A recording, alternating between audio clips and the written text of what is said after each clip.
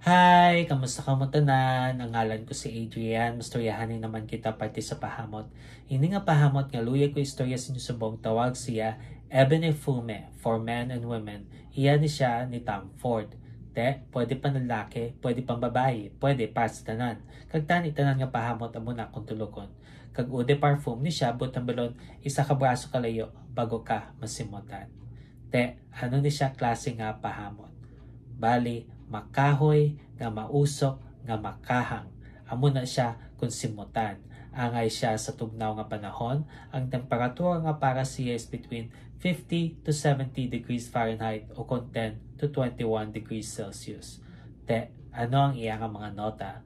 For the top, we have incense, palo santo, black pepper, kag violet leaf.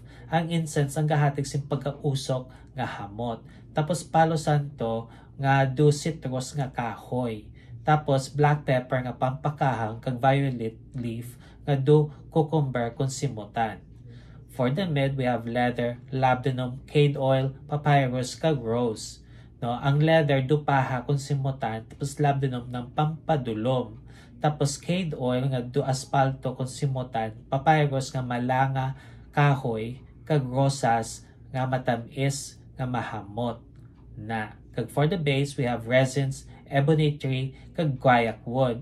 Ang resins, nang makahang na siya nga dumainit kung simutan. Tapos ebony tree, ng pampadulom nga kahoy. Tapos guaiac wood, na nang duhumok mo na siya nga kahoy kung simutan. Na. Kabay pa nga namian ka mo sini nga pahamot. Kag kung may ibang pa ka mga pahamot nga luyag istorya sa akon, ibilin lang sa comment section. Sa susunod naman, bye-bye!